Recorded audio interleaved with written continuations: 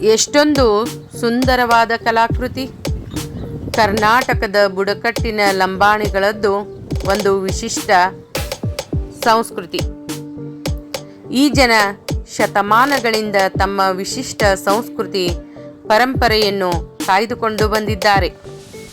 ಸುಂದರವಾದ ಸ್ತ್ರೀಯರು ಮೈತುಂಬ ಆಭರಣ, ಕೈತುಂಬ ಸಾರಂಗದ ಕೋಡಿನ ಬಳೆಗಳು, ವರ್ಣರಂಜಿತ ವೇಷಭೂಷಣ ಧರಿಸುವ ಮೂಲಕ ಆಕರ್ಷಕವಾಗಿ ಕಾಣುತ್ತಿದ್ದರು.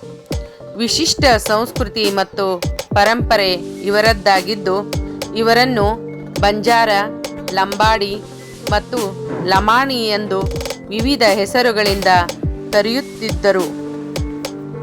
ಈ ದೃಶ್ಯವನ್ನು ನೋಡುತ್ತಿದ್ದಾಗ ಇವರು ತಮ್ಮ ಬಟ್ಟೆಗಳನ್ನು ತಾವೇ ತಯಾರಿಸಿಕೊಳ್ಳುತ್ತಿದ್ದರು ಎಂದು ತಿಳಿದು ಬರುತ್ತದೆ. ಬಟ್ಟೆಗಳಿಗೆ ಕನ್ನಡಿಯನ್ನು ಹಚ್ಚಿ ಆಕರ್ಷಕವಾಗಿ ಕಾಣುತ್ತಿರುವ ದೃಶ್ಯ ಕಾಣುತ್ತೇವೆ. ಒಟ್ಟಾರೆಯಾಗಿ ಗಮನಿಸುತ್ತಾ ಬಂದ ಹಾಗೆ ಇಲ್ಲಿರುವ ನೈಜ ಚಿತ್ರ ನೋಡುಗರ ಮನಸ್ಸನ್ನು ಸೆಳೆಯುತ್ತದೆ. ಹೆಚ್ಚಾಗಿ ಕಾಡಿನಲ್ಲಿರುವ ಕಟ್ಟಿಗೆಗಳನ್ನು ನಾಡಿಗೆ ತಂದು ಮಾರಿ ತಮ್ಮ ಜೀವನವನ್ನು ನಿರ್ವಹಿಸುತ್ತಿದ್ದರು ಎಂದು ಹೇಳಬಹುದು.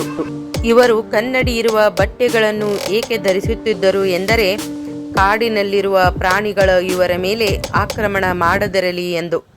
ಇವರು ಧರಿಸಿದ ಬಟ್ಟೆಗಳ ಕನ್ನಡಿಯ ಹೊಳಪು ಇರುವುದರಿಂದ ಪ್ರಾಣಿಗಳು ಹತ್ತಿರ ಸುಳಿಯುತ್ತಿರಲಿಲ್ಲ ಎಂದು ಹೇಳಬಹುದು.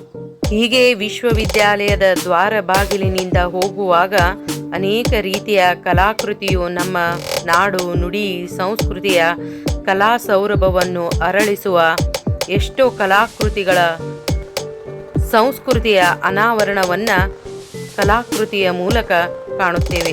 ಈ ಕಲಾಕೃತಿಗಳನ್ನು ಎಷ್ಟು ನೋಡಿದರೂ ಸಾಲದು, ಮತ್ತೆ ಮತ್ತೆ ನೋಡಬೇಕೆಂಬ ಹಂಬಲ. ಈ ಕಲಾಕೃತಿಗಳ ನೈಜತೆಯೂ ಕೂಡ ಅಷ್ಟೇ ಚೆನ್ನಾಗಿದೆ.